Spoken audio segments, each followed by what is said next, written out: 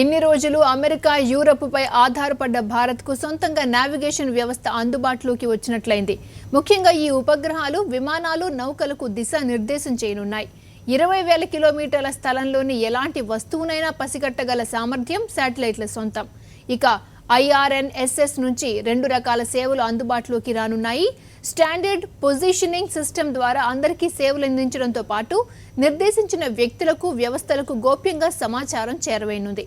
ప్రకృతి వైపరీత్యాలకు సంబంధించి నిర్దిష్ట సమాచారాన్ని కూడా ఈ ఉపగ్రహాలు అందించనున్నాయి. అలాగే ఏ వాహనం ఎక్కడుందో వీటి ద్వారా ఇట్టే పసిగట్టేయచ్చు. ఇక డ్రైవర్లకు దృశ్య శ్రవణ విధానాల్లో IRNSS దిశానిర్దేశం చేయనుంది. మ్యాపింగ్, డేటా సేకరణతో పాటు ట్రెక్కింగ్ ట్రావెలర్లకు ఈ టెక్నాలజీ మరింత ఉపయోగపడనుంది. परिणत एक ऐतिहासिक घटनाक्रम हमारी आंखों के सामने 1 0 +1 PS1 on ground, its tampons ignited. So PS1 ignited, vehicle lifted off.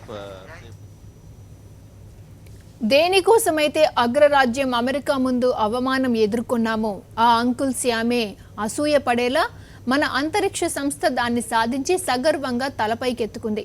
1999లో పాక్పై జరిగిన కార్గిల్ యుద్ధంలో పాక్ బలగాలు ఉగ్రవాదుల కదలికలకు సంబంధించి GPS సమాచారం అవసరం ఉండగా ఇందుకోసం నావిగేషన్ సహకారం కావాలని అమెరికాను కోరింది భారత్.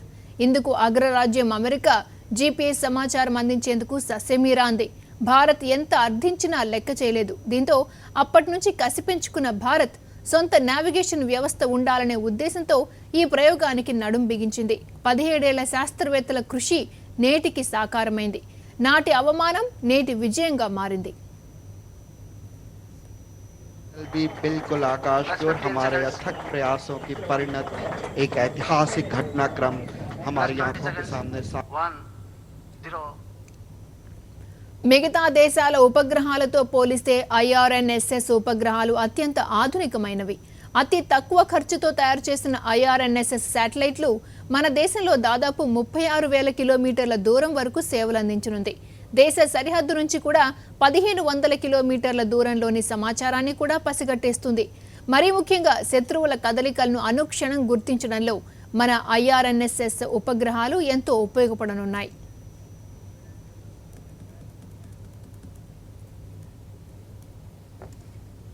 మొబైల్ ఫోన్ల సిగ్నల్స్, వాహనాల రాకపోకలు, ఉగ్రవాదుల కదలికలు ఇలా దేన్ని తెలుసుకోవాలన్నా నావిగేషన్ తప్పనిసరి. ఇందుకోసం అమెరికా, యూరప్ పై భారత్ ఇంతకాలం ఆధారపడుతూ వచ్చింది. ఈ క్రమంలో ఎన్నోసార్లు దేశ డిఫెన్స్, ఆర్మీ, ఇతర రంగాలకు చెందిన రహస్య సమాచారం అంతా ఆయా దేశాలకు ఇట్టే తెలిసిపోయేవి. మనకు ఎలాగో సాంకేతిక సహకారం అందిస్తుందనే కారణంతో భారత్ కూడా ఏం చెయ్యని పరిస్థితి ఏర్పడింది. కానీ వారి ఆటలు ఇకపై సాగవు. సొంతంగా నావిగేషన్ మనకు అందుబాటులోకి రావడంతో ఇకపై రహస్య సమాచారం ఆయా దేశాలకు తెలిసిపోయే అవకాశమే లేదు.